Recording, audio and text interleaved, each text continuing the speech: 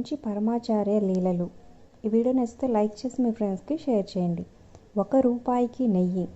అది 1981లో పరమాచార్య స్వామివారు పందర్పూర్ అంటే పండరీపురంలో మకాం వేస్తున్నారు.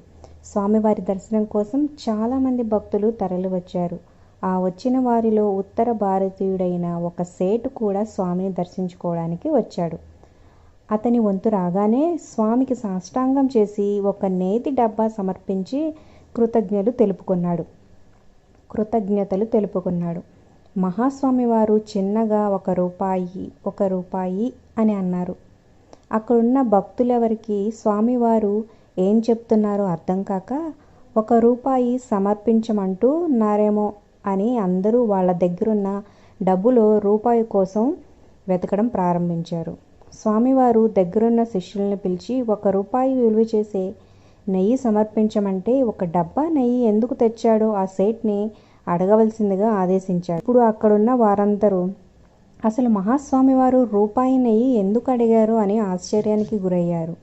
వారు ఆ సేట్ని అడగగా అతను ఇలా చెప్పాడు, కొన్ని రోజుల క్రితం నా కూతుర్ని ఎవరో అపహరించారు. అప్పుడు నేను చాలా భయపడ్డాను.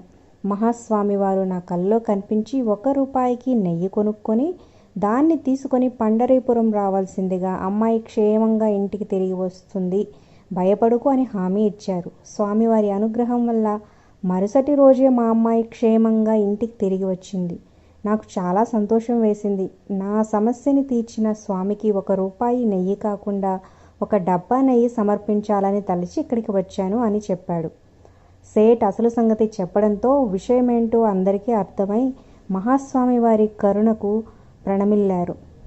పరమాచార్య స్వామివారు అవ్యాజ కరుణామూర్తి. వారి కృపా కటాక్షం వల్ల ఎంతటి సమస్య అయినా వీగిపోతుంది. మరిన్ని వీడియోస్ కోసం సబ్స్క్రైబ్ చేసుకుని పక్కనే ఉన్న బెల్ ఐకాన్ ప్రెస్ చేసి ఆల్ అనే నోటిఫికేషన్స్పై క్లిక్ చేయండి. ఒక లైక్ చేసి మీ ఫ్రెండ్స్కి వాట్సాప్ ఫేస్బుక్ ద్వారా షేర్ చేయండి.